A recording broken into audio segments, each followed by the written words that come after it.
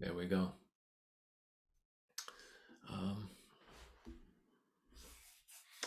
so, our contemplation that we just did of the blue sky is a way of taking us further into the discussion of the core of being awake, or the essence of being awake that's inside of each of us. And I'm going to try to remember to call it the seed of awakening, because I think that's much better, for me at least, than Buddha nature. It does mean Buddha nature. Um, so, in the practice we just did, we roused bodhicitta, we roused good heartedness by regarding ourselves as bringing in tenderness and experiencing tenderness on the breath in, and then expressing that out to the world as we breathe out, wishing tenderness for the world. So we were like good heart in and good heart out. And then we relaxed our minds, I hope, into an imagination exercise, sometimes called a visualization exercise, where we were imagining the blue sky. And the question that got asked at the beginning of today's community refuge was a word that would be associated with blue sky. And the words that you came up with were wonderful: open, clear, and cold in a good way, serene and lucky, invigorating, bright and relaxing, open and spacious, free and wild, like a dream. So, dreams was the word that was shared, and overarching yet endless.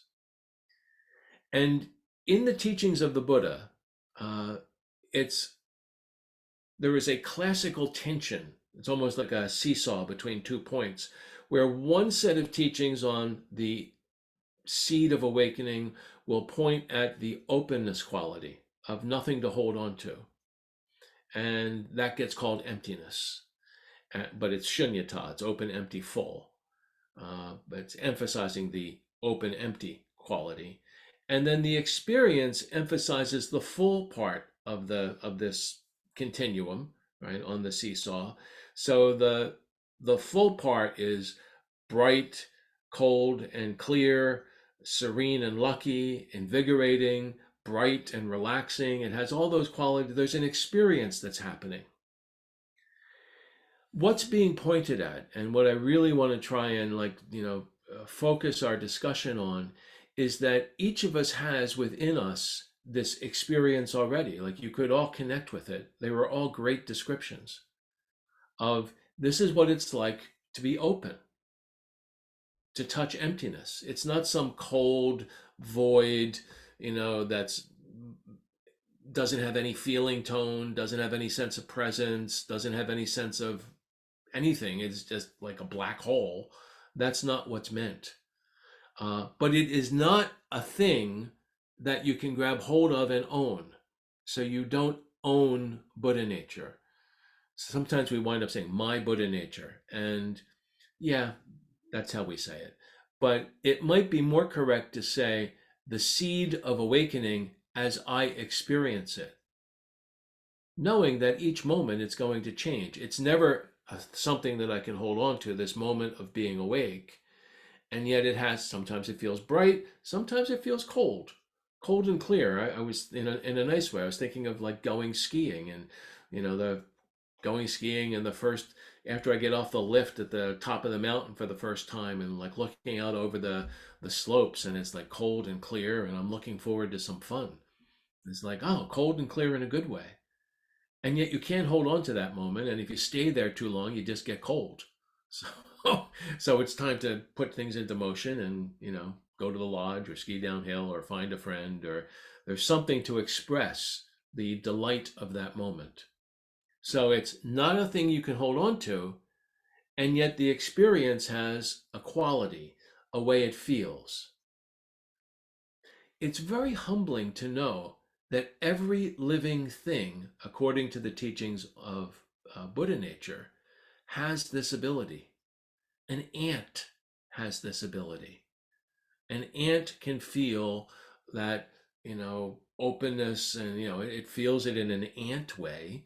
And we don't really know what they're thinking, or if they're thinking, if they have concepts, do they have a language, like all kinds of scientific investigations.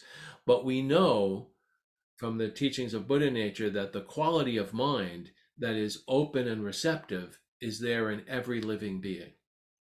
And so one of the teachings of Buddha nature is that everything that feels pain or responds to pleasure, that's a good definition of sentient, every sentient being has this. So when you say my Buddha nature and you go the ant's Buddha nature, it's actually the same possibility of awakening. It's considered very fortunate in Buddhism to be a human being because we have a consciousness that can work with it. And anything I say past this about ants is purely conjecture. But we know that we can work with it. We can deliberately take our minds to this open, empty, full, bright, clear, luminous, free, wild, relaxing, invigorating place. These teachings are sometimes called the third wheel teachings or the third turning teachings. So, a Buddhist way of talking about these teachings is the Buddha turned the wheel of the teachings, and the wheel of Dharma. And the first wheel were the foundation teachings, in which Buddha pointed out the self, the ego, is not solid. Actually, it's interesting in the story of the Buddha. When he achieves awakening, the first person that he sees after he's enlightened, more or less says, "You look really great. What happened to you?"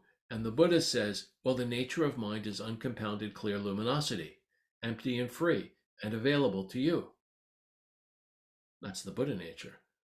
Uncompounded, clear luminosity, empty and free, and available. And the guy goes, "What? What are you talking about?" And he takes a step back and offers the first turning teachings, the first turning of the wheel. Well, really, life involves a lot of struggle. And there's a reason for the struggle, and there's a cause of the struggle, and there's a way out. So those are the Four Noble Truths.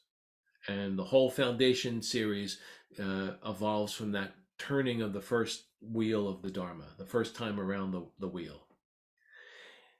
The next time, the second turning, has to do with the teachings on emptiness and compassion. And we've spent a fair amount of time exploring the Lojong and the teachings on tenderness and the Brahma Viharas and the practice of tenderness and the six transcendent actions of a bodhisattva, the paramitas. Those are all teachings about emptiness and compassion. They're very helpful.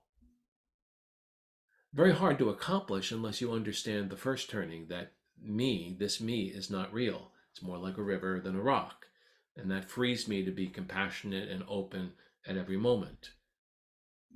In the third turning of the wheel, the Buddha begins to point at, well, the reason that works is because this quality of awakeness, this possibility, this seed, like possibility like a tiny seed, a tiny mustard seed gives rise to the mustard plant, or an acorn gives rise to an oak, right? This tiny little seed that looks so different than what you think it's going to become has everything inside of it. And so this seed of just your ability to be present, available, your ability to sense, to feel things through your body, your ability to know, to think. It's not the content, it's the ability. So it's not, oh, I feel happy. The happiness is Buddha nature. It's I can feel. The ability to feel is what I'm looking at. The ability to remember. And it's not the happiness or the sadness of the memory. Sometimes both happy and sad memories are pretty sticky. They have a glue-like quality that we want to hold on to. If it's a happy memory, we want to hold on to it because it feels so good. And if it's a sad memory, we often want to hold on to it because we're trying to understand and maybe make it go away. But what the Buddha nature teachings are saying is just the ability to have that experience, happy or sad. Right? That's what we're talking about with the Buddha nature. In the sadhana of Mahamudra, which many of you have practiced, Chogyam Trungpa points at it with good and bad, happy and sad. All experiences vanish into emptiness, which is the open quality, like the imprint of a bird on the sky. This is the vivid mind of awakening, which now I ask for. which now I supplicate. And if any of you are going, that's not exactly how it goes. Well, by supplicating, this is the vivid mind of Rangjung Dorje. We're supplicating the mind of awakening. Right? So it's very interesting to know. Okay, here we're very far along in the Buddhist teachings, and there's this very challenging teaching, and the challenging part has to do with, well, it's not a thing. When we talk about it, we will inevitably make it a thing because that's what English does. It turns experiences into things so we can talk about them. And we make them nouns and verbs. And, and so it's helpful to remember not a thing and yet an experience. The second challenge is to go, it's not just a pleasant thing, thinking that it's Buddha and Buddha is very spiritual and this is awakening and this should make me happy and enlightenment should be good. Well, any experience that penetrates holding on takes you to this possibility of awakening. And so often in the teachings of Buddhism, sometimes it's a sudden shock. In one very famous teacher, this Indian yogi meets his teacher, and the teacher picks up a fish. They're on a beach and slaps him in the face with the dead fish. That's how he wakes him up. The guy was so intensely proud about being an academic and a scholar, and said, "Well, take this dead fish." Whack. Not that anybody should be slapping anybody with dead fish today, but the point of the story is that a sudden shock. In other stories, a sudden pleasure. Use your imagination. Could be the scent of a flower, could be the sound of a beautiful song, it could be any pleasure, could penetrate. So it's not the pleasure and it's not the pain, it's that it takes you to, oh, this is that experience. And it's why I was very interested in asking you at the beginning, what would you associate with a clear blue sky? Because the clear blue sky is a classic metaphor in Buddhist teaching for this experience, this core experience of what awakening is that's in each of us, this seed of awakening or Buddha nature. It's like the blue sky. And we had clear and cold in a good way, right? Sort of like wakes you up, serene and lucky. And it's sort of an interesting serene, like it's calm, peaceful, and yet because you recognize this, it sort of balances, it puts a little thumb on the balance of life towards awakening, towards waking you up. So it is lucky, because whatever happens, you can use this experience to awaken. You already have this possibility within you. It's invigorating. One way of testing whether it's Buddha nature or not is, does it, at the end of doing the contemplation or if working with this for, let's say, a couple of months, do I feel more alive or do I feel depressed? If you feel depressed, something went wrong. Maybe the instructions weren't good, or maybe something's going wrong with how you're doing it, but it should feel invigorating. So I thought that was really right to the point. Bright, right? It's like a clear blue sky. It's not like, the darkness inside a cave that the sun has never gone in for millennia, right? It's bright, and it's relaxing. And it's like, oh yeah, this is just the way it is. One of the wonderful things about the third way teaching is you don't have to try to get here. You're already here. The real attempt, the real journey is to get out of the way of the sky. So in my contemplating this last week, it's like, well, we could do that very intellectually, but that's a very long path and it's often very mentally tedious. And let's just go to the experience. So I would suggest, inside of Community Refuge, if you want to try to begin to work with this experience, do the meditation practice at the beginning to settle your mind, arouse good-heartedness. The tenderness sort of opens you up. So breathing in good heart, breathing out good heart, and then connect to the blue sky and just let your mind rest there for as long as it rests. I arbitrarily chose 5 minutes today. It could be 30 seconds. It could be an hour. It's up to you. Just rest as long as you rest. in that experience. And then the next day, come back and do it again, calming the mind, opening the heart, resting in the openness. It has a sense of presence. So, and I think that sense of presence puts together the next three words that got used, which were exhilarating, open, and spacious. And it's sort of like right now, you're listening to this talk, you're present, I hope, listening, letting it in, and there's an aliveness to it, and yet it's very open. Who knows what's next? And it's spacious, it's accommodating everything that happens. Whatever's happening around you as you listen, whatever's happening around me as I'm offering these short thoughts on the core experience of awakening. It's free. You can't hem this in. No one owns this idea. No one owns these teachings. The Buddha did not put a copyright or a patent on Buddha nature. In fact, it's quite likely he didn't make it up. Right? It was just freely expressed, and it has a wild quality, untamed, set loose, free of constraints. It's just the way things are. Um, I loved the expression, the description of it as dreams, because it does have the insubstantiality of dreams. That's the openness, and yet the vividness of it.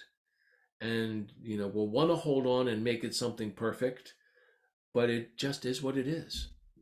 Uh, and then the last that got said was overarching. Wherever you look, this is the experience you're having underneath of being happy, being sad, being satisfied, being frustrated, being in pain, experiencing pleasure. Underneath everything is this ability to experience. Otherwise, you couldn't have those experiences, right? So that's the overarching, it's everywhere quality.